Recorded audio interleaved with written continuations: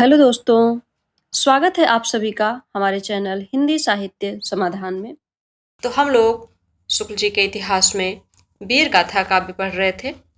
तीसरा प्रकरण है देश भाषा काव्य हम देख रहे थे, जिसमें इसके पहले की क्लास में हमने खुमार रासों को देखा, बीसल देव रासों को पढ़ा और अब इसके बाद आ जाते हैं पृथ्वीराज रासो, चंद बरदाई ने लिखा था जो। ठीक, तो आज हम चंद बरदाई को देखेंगे। चलिए शुरू करते हैं। चंद बरदाई, इनका जन्म होता है संवत 1225 और मृत्यु 1249 ईस्वी में देखेंगे तो हो जाएगा इनका जन्म 1168 ईस्वी। ठीक, ये हिंदी के प्रथम महाकवि माने जाते हैं और इनका पृथ्वीराज रासो हिंदी का प्रथम महाकाव्य है। तो शुक्ल जी ने चंद बरदाई को हिंदी का प्रथम कवि माना है और पृथ्वीराज रासो को हिंदी का प्रथम महाकाव्य माना है। चंद दिल्ली के अंतिम हिंदू सम्राट महाराज पृथ्वीराज के सामंत और राजकवि प्रसिद्ध हैं। इससे इनके नाम में भावुक हिंदुओं के लिए एक विशेष प्रकार का आकर्षण है। रासो के अनुसार ये भट्ट जाति के जगात नामक गोत्र के थे। इनके पूर्वजों की भूमि पंजाब थी, जहां लाहौर में इनका जन्म हुआ था। तो चंद बरदाई जो थे ये भट्ट जाति के जगात नामक गोत्र के थे। इसको भी ध्यान रखेंगे, पूछ लिया जा सकता है कि चंद बरदाई किस जाति के थे। भट्ट जाति के थे। गोत्र क्या था? जगात गोत्र था। इनके पूर्वजों की भूमि क्या थी? पंजाब थी और लाहौर में इनका जन्म हुआ था। इनका और महाराज पृथ्वीराज का दोनों का जन्म एक ही दिन हुआ था और दोनों ने एक ही दिन यह संसार भी छोड़ा था। ये महाराज पृथ्वीराज के राजकवि ही नहीं, उनके सखा और सामंत भी थे तथा षड्भाषा, व्याकरण, काव्य, साहित्य, छंद, शास्त्र, ज्योतिष, पुराण, नाटक आदि अनेक विद्याओं में पारंगत थे।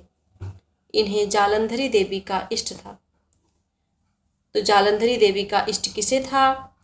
चंद बरदाई को था, जिसकी कृपा से ये अदृष्ट काव्य भी कर सकते थे। इनका जीवन पृथ्वीराज चौहान के साथ ऐसा मिला जुला था कि अलग नहीं किया जा सकता।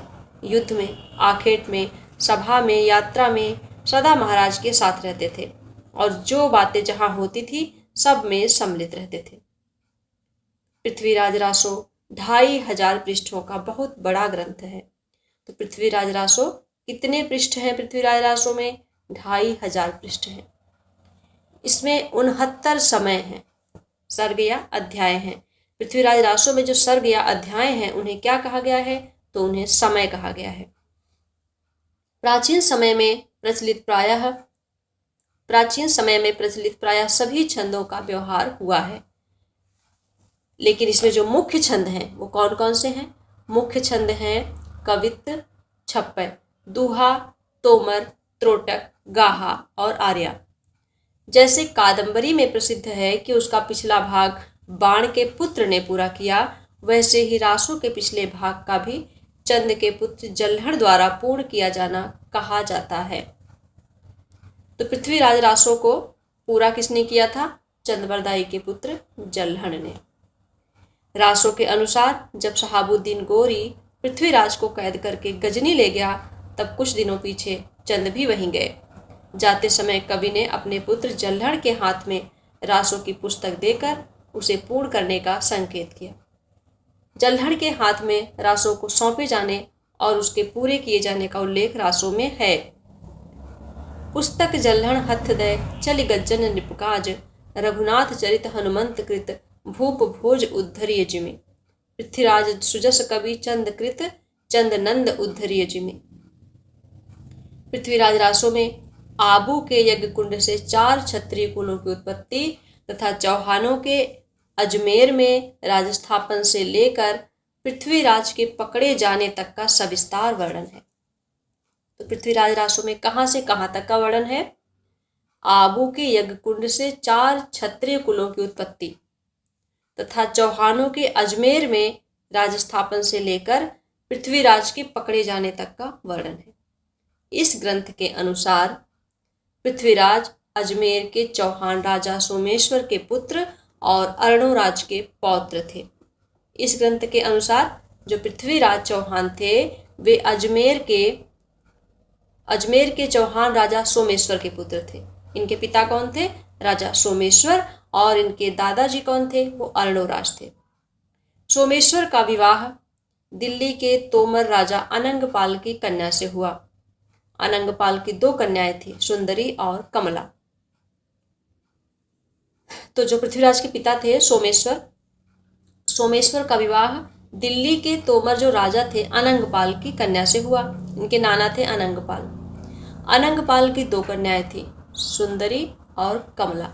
सुंदरी का विवाह कन्नौज के राजा विजयपाल के साथ हुआ और इस संयोग से जयचंद राठौर की उत्पत्ति हुई। तो अनंगपाल की जो 2 कन्याएं थीं, पहली सुंदरी थी। सुंदरी का विवाह किससे होता है? कन्नौज के राजा विजयपाल से, जिससे जयचंद की उत्पत्ति होती है, जयचंद राठौर का जन्म होता है। दूसरी कन्या कमला, इनका विवाह अजमेर के चौहान सोमेश्वर के साथ हुआ, जिससे पृथ्वीराज का जन्म हुआ। अनंगपाल ने अपने नाती पृथ्वीराज को गोद लिया। जो इनके नाना थे पृथ्वीराज चौहान के, इन्होंने पृथ्वीराज को गोद लिया, जिससे अजमेर और दिल्ली का राज एक हो गया। जयचंद को यह बात अच्छी ना लगी। उसने एक दिन रासो यज्ञ करके सब राजाओं को यज्ञ के भिन्न भिन्न कार्य करने के लिए निमंत्रित किया और इस यज्ञ के साथ ही अपनी कन्या संयोगिता का स्वयंवर रचा। राजसूय यज्ञ में सब राजा आए पर पृथ्वीराज नहीं आए। इस पर जयचंद ने चिढ़कर पृथ्वीराज की एक स्वर्ण मूर्ति द्वारपाल के रूप में द्वार पर रखवा दी। जब पृथ्वीराज चौहान नहीं आए तो जयचंद ने क्या किया? पृथ्वीराज की एक सोने की मूर्ति बनवाई और उसे द्वारपाल के रूप में द्वार पर रखवा दी।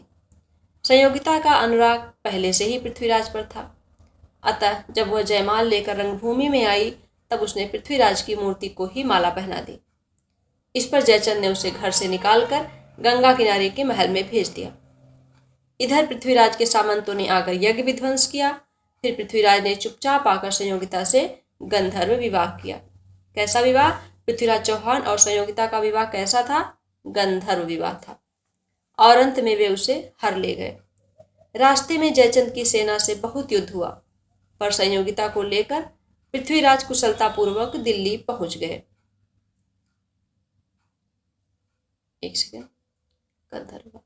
दिल्ली पहुंच गए। वहां भोग विलास में ही उनका समय बीतने लगा। राज्य की रक्षा का ध्यान न रह गया। बल का बहुत कुछ ह्रास तो जयचंद तथा और राजाओं के साथ लड़ते लड़ते हो चुका था और बड़े बड़े सामंत मारे जा चुके थे। अच्छा अवसर देखकर शहाबुद्दीन चढ़ाया, पर हार गया और पकड़ा गया। पृथ्वीराज ने उसे छोड़ दिया। वह बार बार चढ़ाई करता रहा और अंत में पृथ्वीराज पकड़कर गजनी भेज दिए गए। बार बार वो चढ़ाई कर रहा था और बार बार उसे पृथ्वीराज पकड़ करके छोड़ देते थे, वो हार जाता था। लेकिन अंत में क्या हुआ? पृथ्वीराज पकड़े गए और फिर गजनी भेज दिए गए। कुछ समय के बाद चंद भी गजनी चले गए। एक दिन चंद के इशारे पर पृथ्वीराज ने शब्दवेधी बाण द्वारा शहाबुद्दीन को मारा और फिर दोनों एक दूसरे को मारकर मर गए।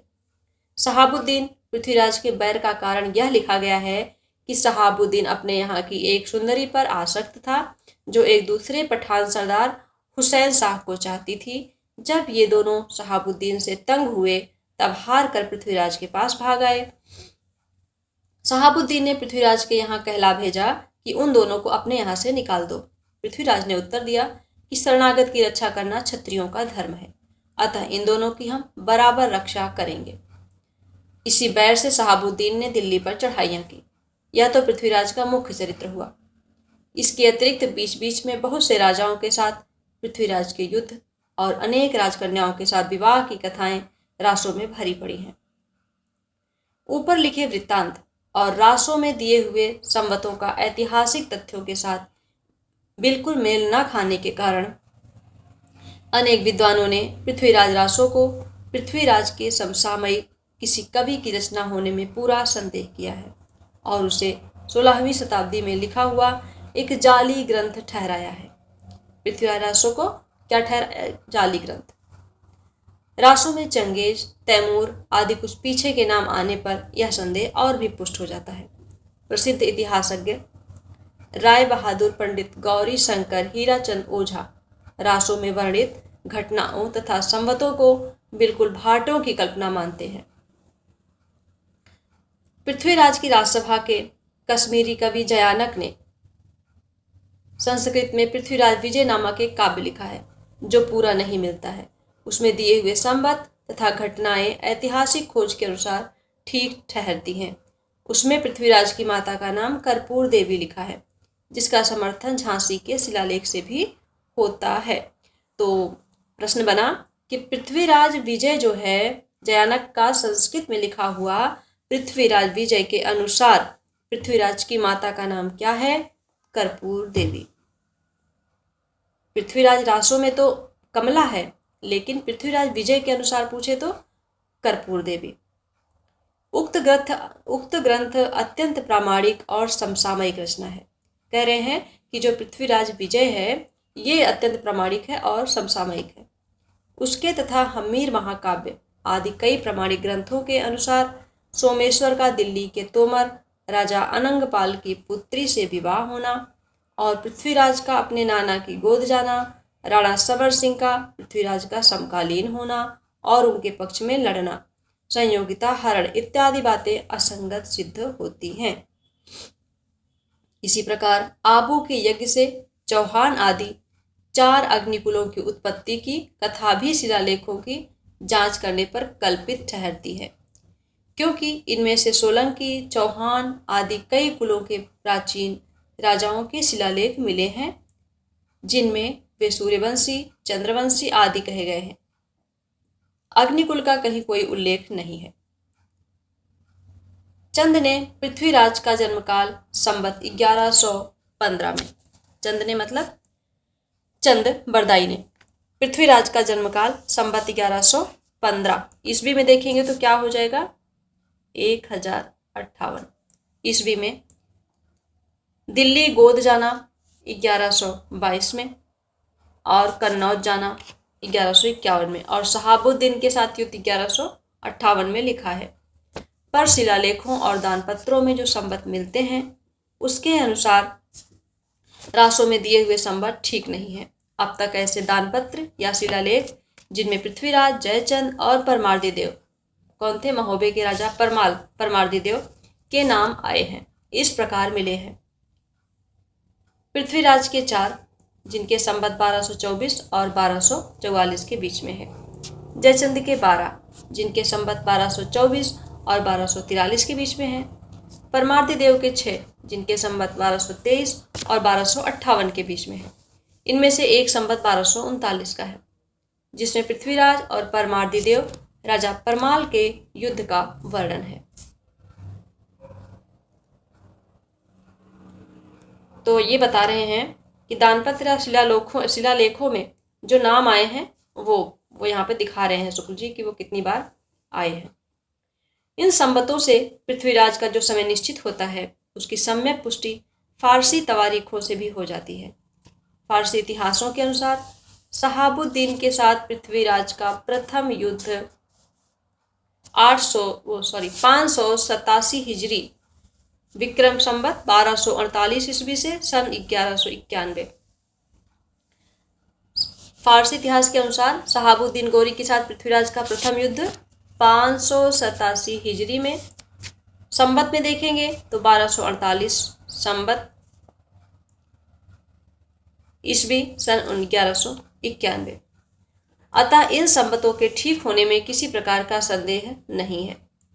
पंडित मोहनलाल विष्णुलाल पांड्या ने रासों के सपक्ष समर्थन में इस बात की ओर ध्यान दिलाया कि रासों के सब संवतों में यथार्थ संवतों से 90-91 वर्ष का अंतर एक नियम से पड़ता है। उन्होंने यह विचार उपस्थित किया कि यह अंतर भूल नहीं है बल्कि किसी कारण से रखा गया है। इसी धारणा को लिए हुए उन्होंने रासों के इस दोहे को पकड़ा। एकादश से पंचदह विक्रम साक आनंद तिह रिपुजय पुर हरण को भय पृथ्वीराज नरेंद्र। और विक्रम साक आनंद का अर्थ किया शून्य और नंद। का मतलब आनंद, आनंद का अर्थ किया और नंद, अ का मतलब शून्य और नंद का मतलब 9, अर्थात 90 रहे विक्रम संवत। अब क्यों ये 90 वर्ष घटाए गए, इसका वे कोई उपयुक्त कारण नहीं बता सके। नंदवंशी शूद्र थे, इसलिए उनका राजत्व काल राजपूत भाटों से निकाल दिया। इस प्रकार की विलक्षण कल्पना करके वे रह गए, पर इन कल्पनाओं से किसी प्रकार समाधान नहीं होता। आज तक और कहीं प्रचलित संवत में से कुछ काल निकालकर संवत लिखने की प्रथा नहीं पाई गई। फिर यह भी विचारणीय है कि जिस किसी ने प्रचलित विक्रम संवत में से 90-91 वर्ष निकाल कर पृथ्वीराज रासो में संवत दिए हैं, उसने क्या ऐसा जानबूझकर किया है अथवा धोखे से या भ्रम में पड़कर। ऊपर जो दोहा उद्धृत किया गया है उसमें आनंद के स्थान पर कुछ लोग अनिंद पाठ का होना अधिक उपयुक्त मानते हैं। इसी रासों में एक दोहा यह भी मिलता है, एकादश से पंचदह विक्रम जिस धर्म सुत्ता त्रातीय शाक पृथ्वीराज को लिस्यों पिरगन गत्ता। इसमें भी 9 के गुप्त होने करने का अर्थ निकाला गया है, पर कितने में से 9 कम करने से यह तीसरा शक बनता है यह नहीं कहा है। दूसरी बात यह है कि गुणगुप्ता ब्राह्मण का नाम गुणगुप्त प्रतीत होता है। बात संवत ही तक नहीं है, इतिहास विरुद्ध कल्पित घटनाएं जो भरी पड़ी हैं उनके लिए क्या कहा जा सकता है। माना कि रासो इतिहास नहीं है, काव्य ग्रंथ है, पर काव्य ग्रंथों में सत्य घटनाओं में बिना किसी प्रयोजन के कोई उलटफेर नहीं किया जाता। जयानक का पृथ्वीराज विजय भी तो काव्य ग्रंथ ही है, पर उसमें क्यों घटनाएं और नाम ठीक ठीक है। इस संबंध में इसके अतिरिक्त और कुछ कहने की जगह नहीं है कि यह पूरा ग्रंथ वास्तव में जाली है। तो शुक्ल जी ने पृथ्वीराज रासो को सीधे सीधे कह दिया कि यह पूरा ग्रंथ वास्तव में जाली है। Most important. ठीक, आगे है, यह हो सकता है कि इसमें इधर उधर कुछ पद चंद के भी बिखरे हों, पर उनका पता लगाना असंभव है। यदि यह ग्रंथ किसी समसामयिक कवि का रचा होता और इसमें कुछ थोड़े से अंश पीछे से मिले होते तो कुछ घटनाएं और कुछ संवत तो ठीक होते। रहा यह प्रश्न कि पृथ्वीराज की सभा में चंद नाम का कोई कवि था या नहीं। पृथ्वीराज विजय के कर्ता जयानक ने पृथ्वीराज के मुख्य भाट या बंदीराज का नाम पृथ्वी भट्ट लिखा है, चंद का नाम उसमें कहीं नहीं लिया है।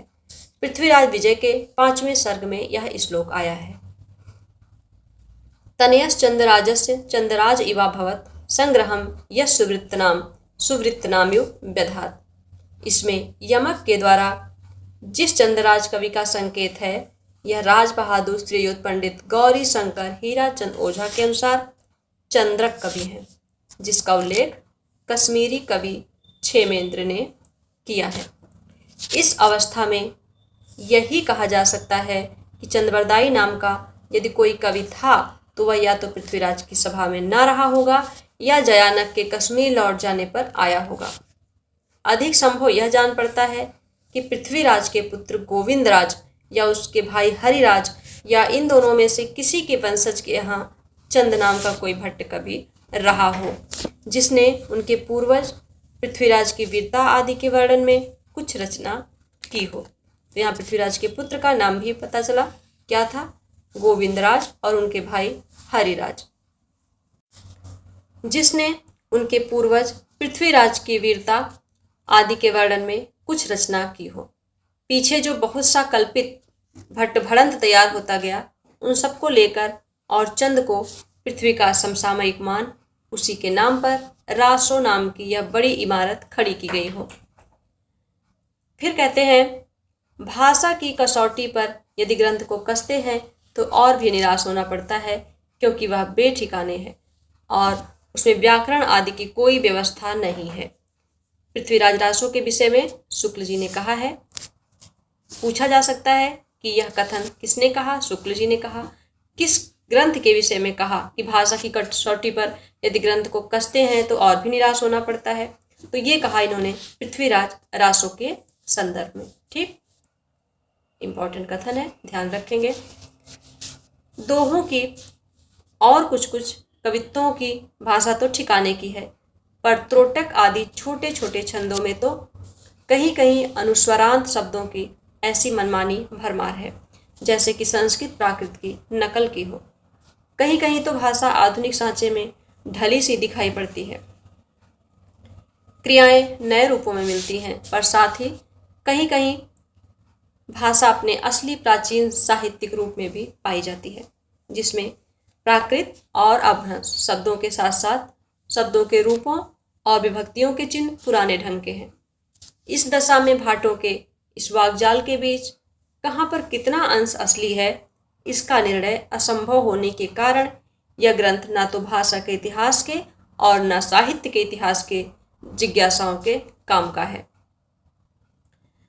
महामहोपाध्याय पंडित हरप्रसाद शास्त्री ने 1909 से 1913 तक राजपूताने में प्राचीन ऐतिहासिक काव्यों की खोज में 3 यात्राएं की थी।